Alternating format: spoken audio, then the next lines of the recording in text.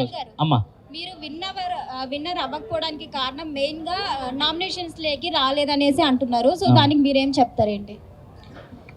అంటే main reason అని నేను చెప్పకపోవచ్చు, కానీ వన్ ఆఫ్ ద రీజన్ అయితే నేను అది అనుకుంటున్నాను. ఎందుకంటే నామినేషన్స్లోకి రావాలి అని నాకు కొన్ని వీక్స్ గడిచిన తర్వాత అర్థమైంది.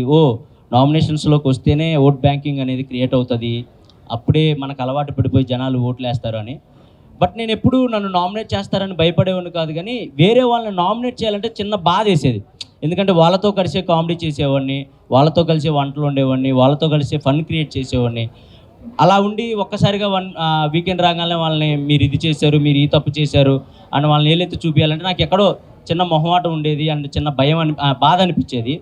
అండ్ నేను పక్కవారిలో తొందరగా తప్పులు ఎతికే క్యారెక్టర్ కాదు నాది. సో దానివల్ల కూడా నాకు మైనస్ అయింది. నేను ఎక్కువ తప్పులు ఎతికేవాడిని కాదు ఎవరిలో, సర్లే మనోళ్ళే కదా ఏదో ఆడుతున్నారు కదా అలా వదిలేసేవాడిని. సో అది కూడా నాకు కొంచెం మైనస్ అయింది. తనుజ మంచి అమ్మాయి, చాలా గుడ్ పర్సన్, బాగా ఆడింది గేమ్, మంచిగా రన్నరప్ అయింది. So happy and super game ఆడింది, మంచిగా ఆడింది. వెళ్తామండి కొంచెం ఈ పేమెంట్లు అయిపడ్డాక. సార్ కళ్యాణ్ గారు గెలిచారు కదా, ఎలా అనిపిస్తుంది మీకు? హ్యాపీ, నేను చాలా హ్యాపీ. వాడు కళ్యాణ్ డిమోన్ వీళ్ళిద్దరు నాకు లాస్ట్ ఒక 5 వీక్స్ ముందు నుంచి బాగా కనెక్ట్ అయిన పర్సన్స్ వాళ్ళు. వర్త్ అదేంటండి, మీరే కదా ఓట్లేసి గెలిపించారు, వర్తే. నేను 3rd వీక్ 4th వీక్ నుంచి అనుకుంటా హౌస్లో ఉన్న ప్రతి ఒక్కరికి చెప్పేవాడిని, ఈ సీజన్ విన్నర్ అయినా అవ్వకపోయినా ఈ సీజన్లో ఉన్న ప్రతి ఒక్కళ్ళు విన్నర్ వర్తే. బికాస్ ఈ సీజన్లో అన్ని ట్విస్టులు జరిగాయి, అన్ని టర్న్స్ జరిగాయి, వస్తున్నారు పోతున్నారు, ఎవరెవరో వస్తున్నారు వైల్డ్ కార్డ్స్ అని, లేదా అలా జరుగుతూనే ఉన్నాయి. అండ్ లోపల ఆ సిచ్యువేషన్స్ కూడా మాకు అర్థమవుతూ ఉన్నాయి, ఏంట్రా ఏ క్షణం ఏం జరుగుతుంది ఏంటి అనుకుంటా గుండెల్లో గుప్పెట్లో పట్టుకొని ఆడిన రోజులు ఉన్నాయి మేమంతా. సో ఆ మూమెంట్స్లో అక్కడ వరకు వచ్చి విన్నారంటే కన్ఫామ్గా వర్తే అండి. ఎవరైనా టాప్ 5లో ఉన్న వాళ్ళైనా వర్తే. లాస్ట్కి కళ్యాణ్ ఇంకా తనుజ మిగిలారు కదా, మీ ఒపీనియన్ ఏముండే?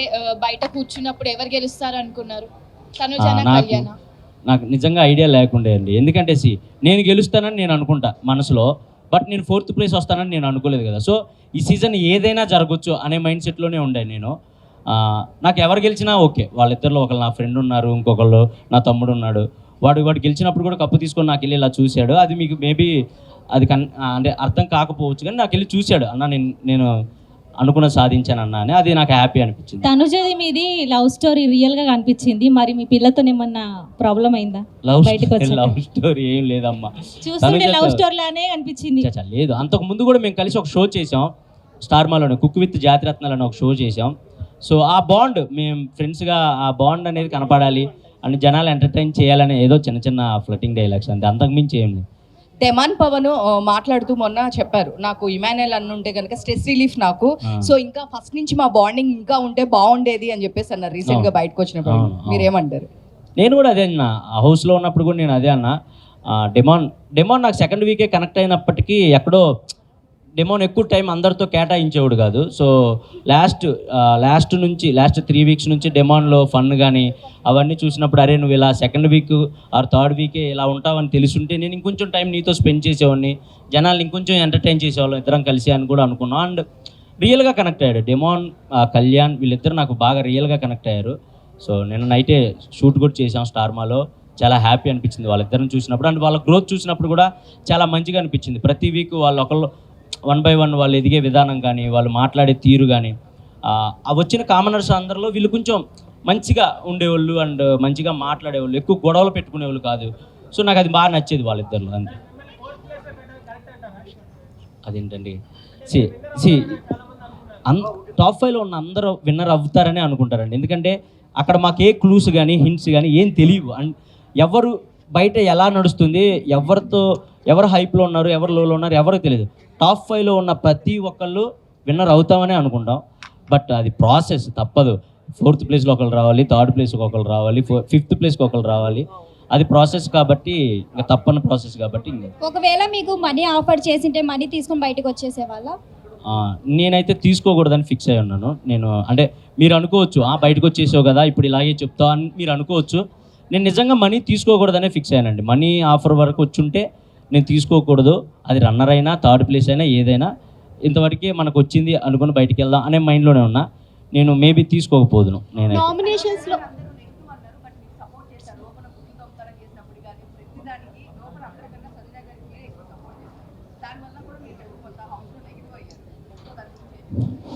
సంజన గారికి సపోర్ట్ చేస్తే పాజిటివ్ అవుతానా నెగిటివ్ అవుతానా అని నేను ఏ రోజు ఆలోచించుకోలేదండి. ఫస్ట్ దొంగతనం ఎప్పుడైతే జరిగిందో నేను అప్పుడే ఆమె గేమ్ నాకు అర్థమైంది. ఈమె ఎక్స్ట్రాడినరీ గేమర్, ఈమెకి బిగ్ బాస్ హౌస్ గేమ్ మొత్తం తెలుసు అని నాకు అప్పుడే అర్థమైంది. అప్పటి వరకు మేము అంటే నేను సంజు పాప అని పిలిచేవాడిని, తను ఇమ్ము అని పిలిచేది నన్ను.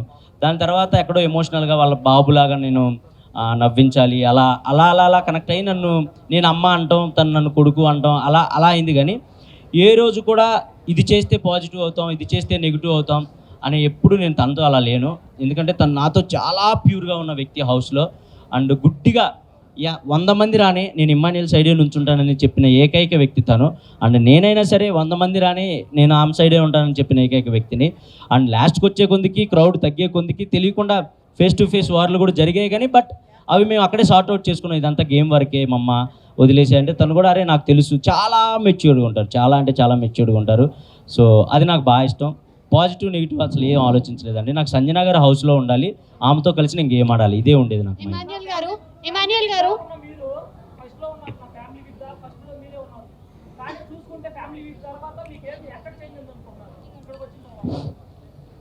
ఫ్యామిలీ వీక్ తర్వాత అంటే ఫస్ట్ ఆఫ్ ఆల్ నేను గేమ్ చూసుకోలేదు, వచ్చిన తర్వాత అంత టైం లేదు, ఎపిసోడ్స్ ఏం చూడలేదు. ఫ్యామిలీ వీక్ తర్వాత నా గేమ్ ఎక్కడ చేంజ్ అయిందో నాకు అర్థం, అంటే నేను ఎక్కడ చేంజ్ చేయలేదు. నేను ఫస్ట్ వీక్ నుంచి ఎలా ఉన్నానో ఫ్యామిలీ వీక్ తర్వాత కూడా అలాగే ఉన్నాను. కాకపోతే మా అమ్మ వచ్చి ఒక మాట అంది, నువ్వు హీరోలా బయటికి రావాలి అని అంది. అంటే ఎవరైనా అదే కోరుకుంటారు, గెలవాలనే కోరుకుంటారు. సో గెలవటానికి ఏం చేయాలి? గెలవాలంటే గేమ్లో ఎక్కువసేపు ఉండాలి, మనల్ని మనం కాపాడుకోవాలి, అదే చేసుకుంటూ వచ్చాను. నేను ఎక్కడ తగ్గించలేదు నా గేమ్ కానీ నా ఫన్ కానీ. ఒకవేళ చూసుకుంటే 15th వీక్లో కూడా నేను స్కిట్లు చేసిన రోజులు ఉన్నాయి. బేసిక్గా 15th వీక్లో అందరూ రిలాక్స్ అయిపోతారు, అమ్మాయ అని నడువాలు చేసి ఇంక మనం టాప్ 5కి వచ్చేసాగా అనుకుంటారు. కానీ నేను 15th వీక్లో కూడా రోజుకో స్కిట్ చేసేవాడిని మిమ్మల్ని ఎంటర్టైన్ చేయడానికి. సో నా గేమ్ అయితే మార్చుకోలేదు కానీ బట్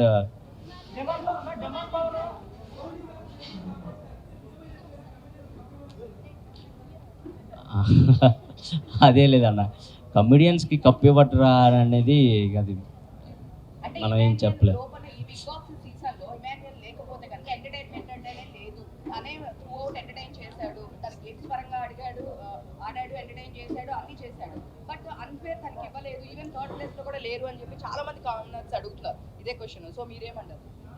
అడిగిన వాళ్ళందరూ ఓట్లు వేసి ఉంటే నేను విన్నర్ అయ్యే ఉన్నా అన్న.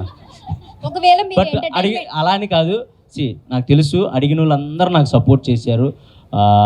నా ఇన్స్టాలో ఎప్పుడు నాకు అన్ని మెసేజ్లు రాలేదు. నేను బోల్డ్ అని స్కిట్లు చేశాను, సినిమాలు చేశాను, ఎప్పుడు నాకు ఇంత ఆదరణ రాలేదు. బయటకు వచ్చిన తర్వాత నా కోసం మీరు నుంచున్న తీరు, మీరు నుంచున్న విధానం, ఇవన్నీ చూస్తే నాకు చాలా చాలా చాలా హ్యాపీ అనిపించింది. కప్పు గెలవకపోయినా చాలు, వీళ్ళని గెలుచుకున్నాం, వీళ్ళ అభిమానాన్ని గెలుచుకున్నాం, అదే నన్ను బయటకు వచ్చేలా చేసా. అంటే నేనేం పెద్దగా బాధపడిపోయి గుండెలో బాదుకోలేదులే, కానీ ఎవరికైనా ఆ చిన్నది ఉంటుంది, అరే ఇక్కడ దాకా వచ్చి కొట్టలేకపోయామే అని ఒక చిన్నది ఉంటుంది. దాని నుంచి బయటికి రావడానికి మాత్రం నిజంగా మీరే, మీ ప్రేక్షకులు మీరే నాకు ఆ బూస్ట్ని ఇచ్చారు. దాని నుంచి వెంటనే బయటకు వచ్చేసి నేను మళ్ళీ షూటింగ్స్కి వెళ్ళడానికి కారణం మీరే. మీరు పెట్టిన మెసేజ్లు, మీరు పెట్టిన స్టోరీలు, మీరు ఇచ్చిన ఫీడ్బ్యాక్, అదే. Thank you so much. ఒకవేళ మీరు ఎంటర్టైన్మెంట్ చేయకుండా ఓన్లీ గేమే ఆడి గేమ్ పైన ఫోకస్ పెట్టింటే విన్ అయ్యే ఛాన్సెస్ ఏమన్నా ఉన్నాయా? అప్పుడు మీరే మళ్ళీ ఇదేం ఎంటర్టైన్ చేయట్లేదు, బయట పంపిండి అంటారు. ఏమండి అదే నేను అక్కడ లోపలికి వచ్చిన అంటే ఓటు అప్పీల్ కోసం వచ్చినప్పుడు కూడా జనాలు అడిగారు నన్ను, ఏంటి మీరు ఓన్లీ ఎంటర్టైన్ చేయడానికి వచ్చారా?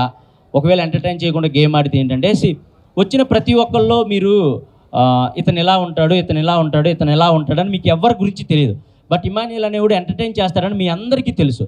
అలాంటిది నేను వెళ్ళి లోపలికి వెళ్ళిన తర్వాత ఏం ఎంటర్టైన్ చేయకుండా ఓన్లీ గేమ్స్ ఆడుకుంటూ కూర్చుంటే అసలు మేము వీడి నుంచి ఎక్స్పెక్ట్ చేసేదే ఎంటర్టైన్మెంట్ కదా, అది పక్కన పెట్టేసాడు ఏంటని మీరే నన్ను బ్యాడ్గా ఫీల్ అవుతారు. ఇమాన్యుయల్ గేమ్ ఆడినా ఆడకపోయినా ఎంటర్టైన్ చేస్తే చాలు అనుకునే పర్సన్స్ కూడా చాలామంది ఉన్నారు ఆడియన్స్లో. సో నేను ఎంటర్టైనర్ గెలవాలి అని అనుకోవటం తప్పు కాదు, ఎంటర్టైనర్ గెలవాలి అనుకోవాలి. ఎంటర్టైనర్ గెలవాలంటే ఓన్లీ ఎంటర్టైన్మెంట్ చేస్తేనే సరిపోదు, కన్ఫామ్గా గేమ్స్ ఆడాలి, కన్ఫామ్గా విన్ అవ్వాలి, మన ఎఫర్ట్స్ కనపడాలి. ఈ రెండు ఉంటేనే ఎంటర్టైనర్ విన్నర్ అవ్వగలడు అని నేను బలంగా నమ్మి లోపలికి అడుగుపెట్టాను. ఎక్కడ కుదిరితే అక్కడ కామెడీ చేయడానికి ట్రై చేశాను. ప్రతి గేమ్ విన్ అవ్వాలనే ఆడాను. నాకు తెలిసి నేను ప్రతి గేమ్ విన్ అయ్యాను, ఒక 3-4 గేమ్స్ తప్ప. సో ఇంక ఇవి చాలు నాకు అనిపించేది, ఇంక అంతే, ఇంక అంతకు ప్రతి నామినేషన్ లో ఎక్కువగా వచ్చిన పాయింట్ అంటే డెమన్ పవన్ ఇంకా రీతు గురించి. నిజంగానే డెమన్ పవన్ గేమ్ లో అయిందా రీతు వల్ల? అంటే లో అయ్యిందని నేను చెప్పనండి, వాడి గేమ్ సూపర్ ఆడాడు, ఫస్ట్ వీక్ నుంచి కూడా సూపర్ ఆడాడు. ఎందుకంటే వాడికి నేను ఆపోజిట్, నాకు వాడు ఆపోజిట్, మా ఇద్దరికే పడేది ప్రతి గేమ్. మడ్ టాస్క్ కావనివ్వండి, రంగులు పూసుకునే టాస్క్ కావనివ్వండి, ఏదైనా మా ఇద్దరికే పడేది ఫస్ట్ నుంచి ఫేస్ టు ఫేస్. గేమ్ లో కాదులే కానివ్వండి, మన కనెక్ట్ అయిన వాళ్ళతోనే ఎక్కువ టైం స్పెండ్ చేస్తాం. దానివల్ల మిగతా పర్సన్స్ ఏమనుకుంటారంటే మాకు ఎక్కువ టైం ఇవ్వట్లేదు, సో నువ్వు మాతో గేమ్ ఆడట్లేదు, ఒకరితోనే ఉన్నావు అలా అంటారు అంతే. ఇక్కడ మనం ఇంతమంది ఉన్నాం, మనం బయట చేసే చిన్న చిన్న తప్పులు కూడా అంటే ఏముందిలే ఇది అనుకుంటాం, కానీ అక్కడ అలా కాదండి. పప్పు ఉడకపోయినా తప్పే, మనం పక్కన వాడు బాధపడుతున్నా వాడిని ఓదార్చకుండా పక్కకి వెళ్ళిపోయినా నువ్వు నన్ను ఓదార్చలేదు, అది తప్పే అని అంటారు. సో బిగ్ బాస్ హౌస్లో ప్రతి చిన్నదాన్ని తప్పుగానే చూస్తాం. బికాజ్ ఎందుకంటే నామినేట్ చేయాలంటే వాళ్ళలో తప్పులు ఎతికితేనే బిగ్ బాస్ హౌస్లో సర్వే అవ్వగలుగుతాం. సో అక్కడ వేరు, బయట ప్రపంచం వేరు. నిజంగా చెప్తున్నా, ఆ ప్రపంచం సపరేట్ ప్రపంచం, ఈ ప్రపంచం సపరేట్ ప్రపంచం. అక్కడ చూసినట్టు ఇక్కడ ప్రతిదీ తప్పులా చూస్తే అసలు వర్కౌట్ అవ్వదు. కానీ అక్కడ నేర్చుకోవాల్సింది ఏంటంటే ఎంత తప్పు చేసినా, ఎంత తిట్టుకున్నా, ఎంత కొట్టుకున్నా చచ్చినట్టు మళ్ళీ మనం వాళ్ళతో మాట్లాడతాం, వాళ్ళతో ఇంటరాక్ట్ అవుతాం, వాళ్ళతో కామెడీ చేస్తాం. అదొక్కటి నేర్చుకుని బయట ప్రపంచంలో కూడా మనకెవరితో గొడవ అయితే దాన్ని వాళ్ళతో మళ్ళీ ఇంటరాక్ట్ అయ్యి దాన్ని సార్ట్అవుట్ చేసుకుంటే లైఫ్ చాలా బాగుంటుంది. అది బిగ్ బాస్కి వెళ్ళిన ప్రతి ఒక్కళ్ళు నేర్చుకుంటారు, నేను నేర్చుకున్నాను.